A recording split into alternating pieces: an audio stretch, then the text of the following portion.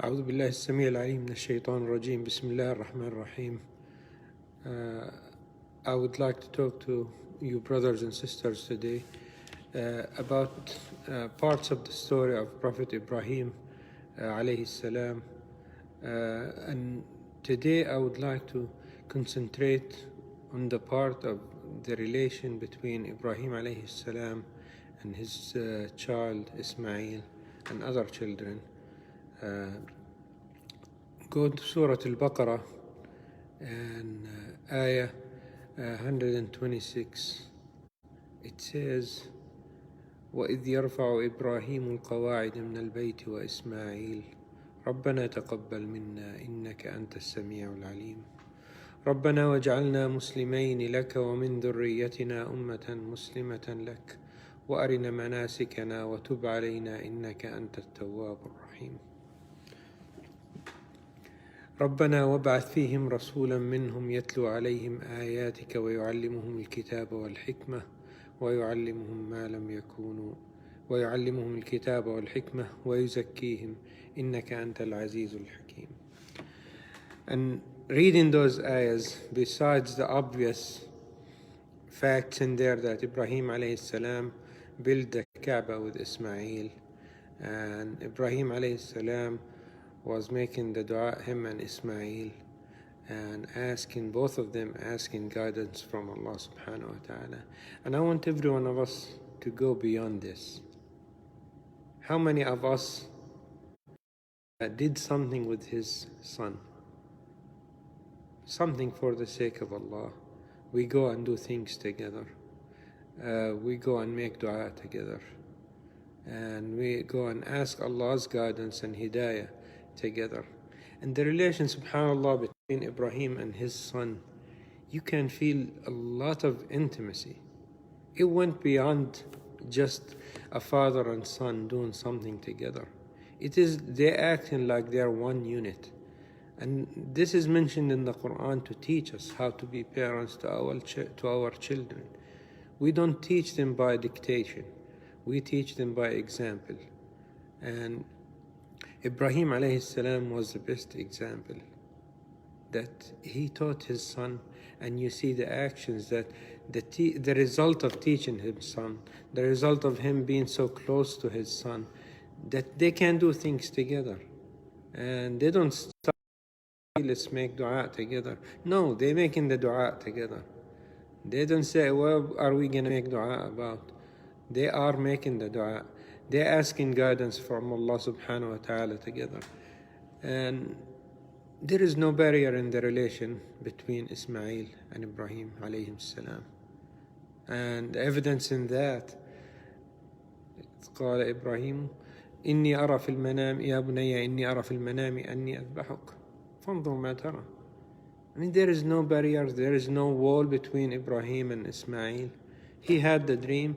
He comes straight forward and telling him, this is what I saw. What do you think?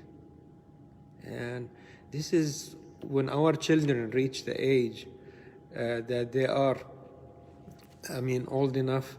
Nothing wrong with consulting them. And this was a major thing. Ibrahim alayhi salam knew up front what his dream meant. Yet he respected his son. He wanted to have the inside of his son, and he wanted to share this experience with his son. And that is why he came and told Ismail. And then you can tell that Ibrahim really did put some hard work in raising Ismail, because very respectfully you can see Ismail respond, Ya abati if'al ma tu'mar. My dad, do what you've been commanded to. And there's two things in this answer. That Ismail also have the knowledge what the dream of his father meant, which means the father, Ibrahim alayhi salam, have spent the time teaching religion, teaching facts about faith and belief and the relation with Allah subhanahu wa ta'ala and obedience of Allah subhanahu wa ta'ala. He took the time to explain all of that to Ismail, that to the point that Ismail was not going to stand there and argue with his father. And he knew that the command was coming to his father. but also he knew the scope of it, that it involves Ismail. It involves Ismail doing something to accommodate his father completion of the command from Allah subhanahu wa ta'ala. So he said, Ya abati fa'al ma tu'mar, my dad, do what you commanded to. And then Ismail after that gives assurance to his father. And this is the best example of a son or a child that we should have. Satajiduni insha'Allah that you will find me very tolerant. You're gonna find me very cooperating.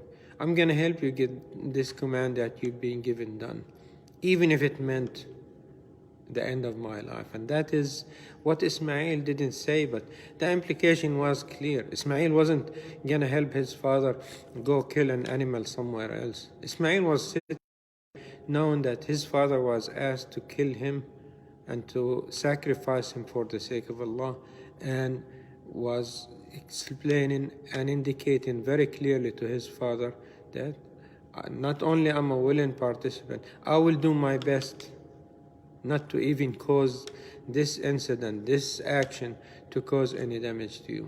And in the stories and hadiths narrated that he told his father to cover his eyes so Ibrahim doesn't see the pain in Ismail's eyes, and maybe he will have some mercy and waken up and end up disobeying Allah subhanahu wa ta'ala. So Ismail is really a prime example of how we should raise our children. And the end result was for both of them. فَلَمَّا أَسْلَمَا وَتَلَّهُ لِلْجَبِينِ, that when they both surrendered their will to Allah subhanahu wa ta'ala. And that is the true fruit of a good father, a righteous father, raising a righteous son, that they both end up being winners. And that did not stop there. We can tell that Ibrahim also did that with his son Ishaq and with his grandson Yaqub, that the whole chain of trying to raise righteous children did not stop by Ibrahim simply because, Ibrahim was a special prophet, special messenger, he had those extra good capabilities of teaching and things of that nature. No, he taught his son Ishaq. Not much mentioned about Ishaq in the Quran. Yaqub, biggest thing that we know about Yaqub is the story of his son Yusuf alayhi salam with his brothers, but also the wasiyya of Yaqub. إذ قال لبنيه ماذا تعبدون من بعدي قالوا نعبد إلهك وإله آبائك من قبل إبراهيم وإسماعيل وإسحاق إلها واحدا ونحن له مسلمون. When Yaqub alayhi salam was dying, and he summoned his sons, his children, and he given them advice, and instead he gave them a question. He said, what are you going to worship after me passing away? And you can tell that there was some hard work done in Yaqub's life. It wasn't just a story about Yusuf and his brother messing with him and trying to kill him and all that. No, there was the long-term hard labor without much publicity done by Yaqub, that each one of those children was a solid foundation of faith. نَعْبُدُ إِلَهَكَ وَإِلَهَ آبَائِكَ مِنْ قَبْلِ. And they're acknowledging, where did this teaching come from? That Yaqub did not initiate this chain of belief or instructions how to believe and who we worship and all of that. They knew that it came from Yaqub's father, their grandfather, and their great-grandfather. And they're acknowledging and giving credit to that. And that also indicates that they were taught to give credit to whom credit is due. And that is another thing that we learn from the story of Ibrahim alayhi salam. And with all of that, I just want to end up by reminding every one of us, during our time with our children, it's not going to all be very sweet and very smooth sailing. There will be the uphill battle. There will be struggles. There will be fighting the temptations. There will be many things that we wish never happened. But Ibrahim alayhi salam did not hesitate. And if we go further in the life of Ibrahim alayhi salam, before he played the role of a father, when he was the son, we can see a good example how Ibrahim alayhi salam acted and interacted with his father.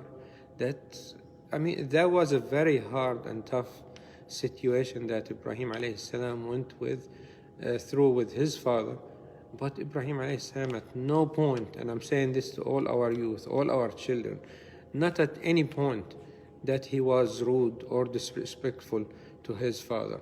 Even though in his father, لأرجمنك وهجرني مليا, I'm gonna stone you, boycott me, get away from my face, all those harsh actions by his father, Ibrahim responded to those, Salamun alayk.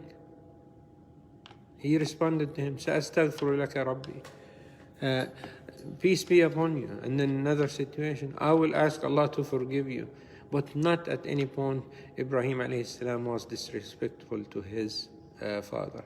So Ibrahim alayhi salam really teaching us both how to be a son by how he interacted with his father, how to be a father by the way he interacted with his children, especially Ismail alayhi salam, and that what he learned as a Muslim, as a believer, is what he transferred and shared and planted so deep in his children that they all became the same like he is. They became summits of faith to their own children. And only if people keep translating and transforming this message and this way of raising our children through generations, we wouldn't have no problems. But unfortunately, the human nature dictates otherwise. And I'm saying this for any one of the parents or any of the children that we have. When we disagree with our parents, when we feel our children are not listening, it is not the end of the world.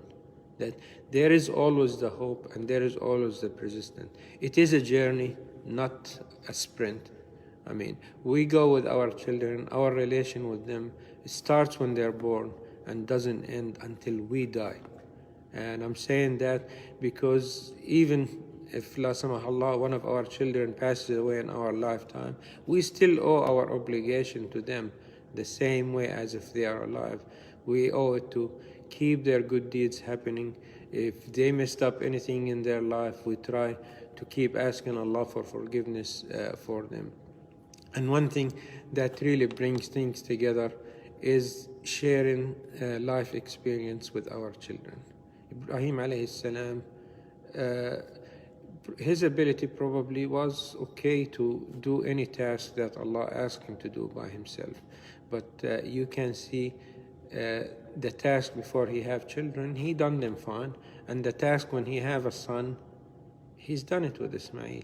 He done Ismail, find Ismail sitting on his iPad on the side of the Kaaba, watching his father doing stuff. No, Ismail is right with Ibrahim, right with him in the dua, right with him in building the Kaaba, right with him in fulfilling the command of Allah subhanahu wa ta'ala for Ibrahim in his dream. And to the point that فَلَمَّا أَسْلَمَا, it is the story that it's a lot of talk about with the two people, the couple, المثنى in the Quran, فَلَمَّا أَسْلَمَا. And that is indicating that they both are at the same level. They're so high up there. They're doing things together. Any one of us, inshallah, and I hope this will inspire all of us to try to build such a relation with our children. It's never late. Our children have a special place for us as parents in their hearts. And for that, we need to explore that place, capitalize on it. There's nobody in the world your child will love more than the father and the mother. Capitalize on that. Be good as a parent. Be as good as Ibrahim. So Allah will bless your children as good as Ismail alayhi salam. Inshallah, I will end up with this, and inshallah, we'll see you in the talk for tomorrow. Barakallah feekum. May Allah make us among the ones that listen to the Quran and apply the best of it in their life. Assalamu alaikum wa rahmatullahi wa barakatuh.